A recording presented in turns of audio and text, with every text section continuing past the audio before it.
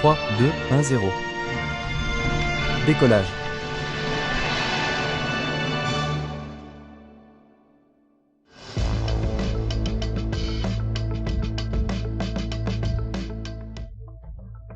Récemment, on s'inquiète d'un astéroïde qui a une chance non nulle de frapper la planète Terre le 22 décembre 2032, soit près de 8 ans après la réalisation de cette vidéo.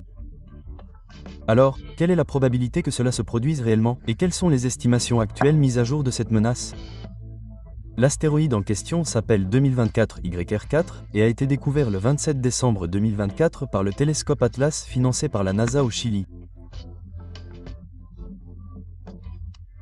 L'objet s'est approché de près de la Terre le 25 décembre, passant à une distance d'environ 828 000 km, soit un peu plus de 2 fois la distance entre la Terre et la Lune, ce qui explique également pourquoi il est devenu suffisamment brillant pour être détecté lors des relevés d'astéroïdes. Lorsque des observations supplémentaires ont suggéré qu'il avait une probabilité d'impact de plus de 1%, cela a déclenché la première étape des réponses de défense planétaire. Vers la mi-février, cette probabilité est passée à 3,1% de chance d'impact, soit une chance sur 32, ce qui est la probabilité d'impact la plus élevée que nous ayons vue. Une image est donc devenue virale montrant une ligne sur la Terre indiquant le couloir d'impact possible qu'elle pourrait potentiellement toucher. Mais au moment de ces premières observations, cette ligne entière ne représentait que 3,1% de la ligne de prédiction complète, qui s'étendait bien au-delà de l'orbite de la Lune au départ, avant que d'autres observations ne soient effectuées pour affiner davantage les calculs.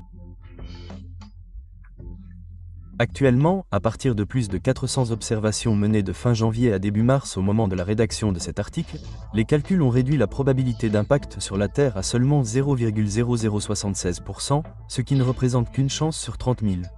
Mais la probabilité qu'il frappe la Lune est désormais passée à environ 1,7%. Ce serait un spectacle incroyable. Et s'il impactait la Lune, cela offrirait également des opportunités incroyables pour la science, car nous verrions cet événement se dérouler en temps réel. Et il extrairait une énorme quantité de régalis lunaire pour une étude scientifique, formant un cratère d'environ 2 km, car la Lune n'a pas d'atmosphère pour la ralentir ou brûler de la matière comme la Terre. Les estimations actuelles placent l'astéroïde dans une taille d'environ 40 à 90 mètres. Certaines estimations le situent en moyenne autour de 55 mètres.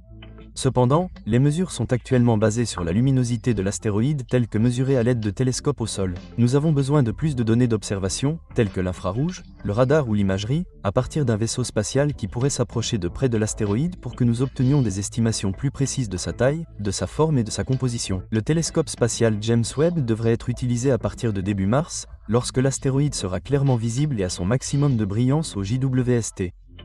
Nous pouvons donc nous attendre à de nouveaux affinements dans les calculs de trajectoire et la description de l'astéroïde dans les semaines à venir.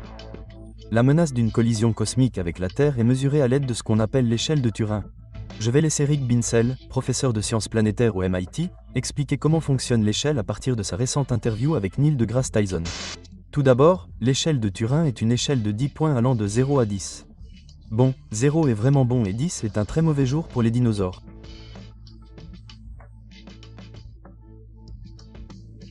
Et la façon dont vous calculez l'endroit où un objet tombe sur l'échelle de Turing dépend de la taille ou des conséquences de ce que serait cet objet s'il heurtait la Terre par rapport à la probabilité que la meilleure estimation actuelle de la probabilité qu'il puisse impacter la Terre.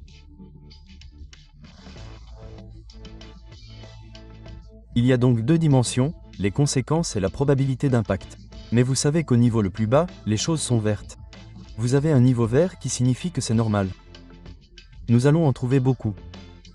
Nous sommes actuellement au niveau supérieur qui est jaune, ce qui signifie simplement que ces objets méritent l'attention des astronomes. C'est donc ce qu'est le niveau 3. Et si la probabilité empire, nous passerions à l'orange, ce qui signifie qu'il y a une menace possible. Et là où nous voulons rester en dehors, c'est la zone rouge de 8, 9 et 10, ce qui signifie que nous avons 100% de probabilité de frapper la Terre. Et maintenant, il s'agit de savoir quelles seraient les conséquences et ces conséquences dépendent de l'endroit où l'objet atterrit. Alors, Rick, où se trouve 2024 YR4 sur l'échelle de Turing? Donc 2024 YR4 est classé 3 sur l'échelle de Turing, ce qui signifie que s'il devait frapper la Terre, ce serait un événement localisé. S'il se comporte mal, il irait jusqu'à 8 sur l'échelle de Turing. Ce serait son maximum. Et je pense que ce qui est important à propos d'un 3 sur l'échelle de Turing, c'est que nous aimons souligner que très probablement, lorsque nous aurons plus de données, nous serons en mesure de le réduire à 0. Et le chiffre 3 est aussi une sorte d'alerte pour les astronomes. Prêtons attention à cet objet. Nous ne nous en inquiétons pas, personne ne panique, mais recueillons les données et assurons-nous qu'il va nous manquer. Cette interview vidéo a été publiée le 20 février et, grâce à d'autres observations depuis, le rang de l'astéroïde sur l'échelle de Turing est littéralement passé de 3 à 0. La probabilité qu'il percute la Terre n'est pas encore complètement nulle, mais elle est de 1 sur 130 000 et diminue. Il est si mineur qu'il a bien plus de chances d'impacter la Lune que la Terre, et il a actuellement plus de 98% de chances de ne rien heurter et de passer juste à côté de nous. S'il finit par percuter la Terre, comparons ce qui pourrait se passer en utilisant quelques impacts qui ont touché la Terre. Vous vous souvenez peut-être de la météorite de Tcheliabinsk qui a frappé la Russie il y a 12 ans, en 2013. Elle a explosé dans une explosion d'air météorique à environ 30 km de hauteur, libérant une puissante onde de choc qui a endommagé plus de 7000 bâtiments, soufflant des fenêtres et endommageant les infrastructures de 6 villes voisines. Les éclats de verre et les débris de l'onde de choc ont causé environ 1500 blessés suffisamment graves pour nécessiter des soins médicaux. Mais heureusement, il n'y a pas eu de décès. Or, c'était le résultat d'une météorite dont on estime qu'elle ne mesurait qu'environ 18 mètres. Mais cet astéroïde 2024 YR4 récemment découvert semble avoir environ 3 fois le diamètre, voire plus, ce qui le rend bien plus massif que la météorite de Tcheliabinsk et plus comparable à la météorite qui a provoqué l'événement de Tunguska, qui a été le plus grand impact de météore de l'histoire. En 1908, une météorite a explosé à environ 5 à 10 km au-dessus de la Sibérie, libérant l'équivalent d'une énergie explosive de 3 à 50 mégatonnes longue provenant d'une météorite mesurant environ 50 à 60 mètres de diamètre. Cette explosion a été 6 à 100 fois plus puissante que celle de Tcheliabinsk et l'a rapprochée de la surface de la Terre avant d'exploser. Heureusement, elle s'est produite dans une zone clairsemée et en grande partie inhabitée, de sorte qu'il n'y a peut-être eu que 3 morts. Mais elle a aplati environ 80 millions d'arbres sur une superficie d'environ 2150 km ou 830 miles de forêt. Ainsi, comme l'astéroïde 2024 YR4 semble être d'une taille similaire à la météorite de Tunguska, s'il se comporte mal et parvient d'une manière ou d'une autre à frapper la Terre, les dégâts seraient clairement dévastateurs pour toutes les villes voisines de la zone d'impact immédiate.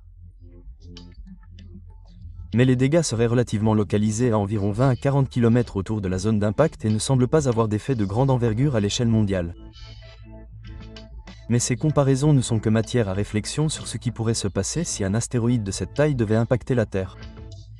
Cependant, les observations continues montrent que les chances d'un impact sur la Terre avec 2024 YR4 diminuent de plus en plus et sont déjà proches de 0 et pourraient atteindre le zéro absolu d'ici à ce que nous ayons d'autres observations du JWST et d'autres au cours des semaines et des mois à venir. Alors, qu'en pensez-vous ? J'aimerais entendre vos réflexions dans les commentaires ci-dessous. Eh bien, merci d'avoir regardé. Veuillez vous abonner, aimer et partager cette vidéo. Pensez également à soutenir mon Patreon pour des vidéos non coupées sans publicité ou à devenir membre de la chaîne ici sur YouTube. Restez en sécurité et je vous retrouverai dans la prochaine. Prenez soin de vous.